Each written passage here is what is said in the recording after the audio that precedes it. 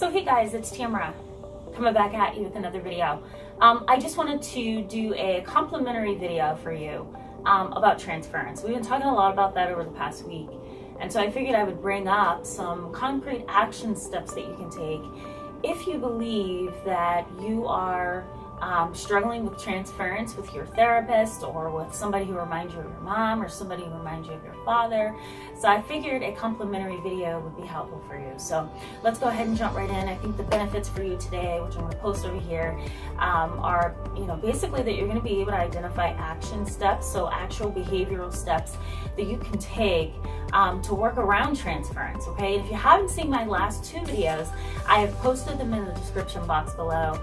The first video was basically describing transference and countertransference, and the second video basically was about introspection and turning inside of yourself to figure out why this is happening to you.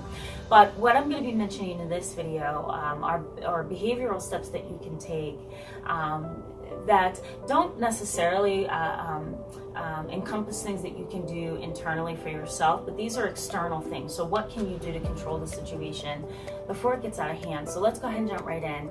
The first step that I encourage you to take when you are dealing with transference, let's say, for example, you find yourself attracted to your therapist, right? He's good looking, you're good looking, he listens to you, he makes you feel loved and cared for.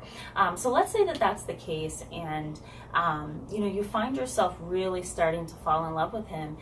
It's going to be really hard for the both of you to hide it because your therapist is going to acknowledge that something's wrong with you, and then you're going to acknowledge that your emotions are very, very powerful and hard to manage. So let's just say in that particular situation you realize that, wait a minute, this is not going to work.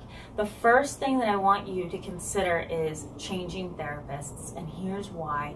If your emotions are overpowering the relationship and you're having a hard time focusing on yourself, your own therapy, your own progress or lack thereof, in favor of paying attention to your therapist, or as opposed to, I should say, paying attention to your therapist and him helping you work through your problems, that's a problem.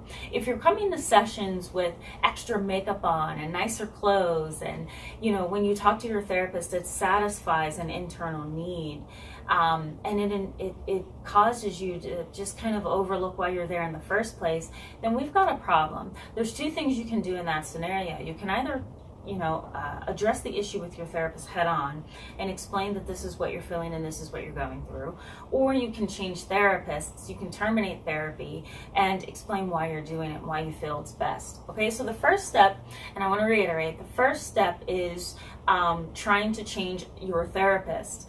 You could address the therapist and explain what's going on, or you can explain what's going on and then move on to the next therapist. Okay, the second action step would be to get a second opinion from another therapist. Sometimes it's hard to see what's going on between you and your therapist, and in a situation like that, you don't want to be blind, right? You want to have your eyes and ears open for subliminal messages you may be sending, body language cues, intonations in your voice that kind of gives away that you like and are attracted to your therapist. So in a situation like that, getting a second opinion is wonderful.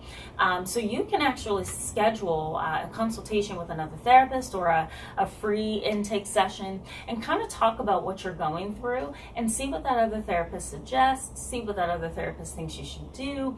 That other therapist may also give you some insight into why this is happening to you.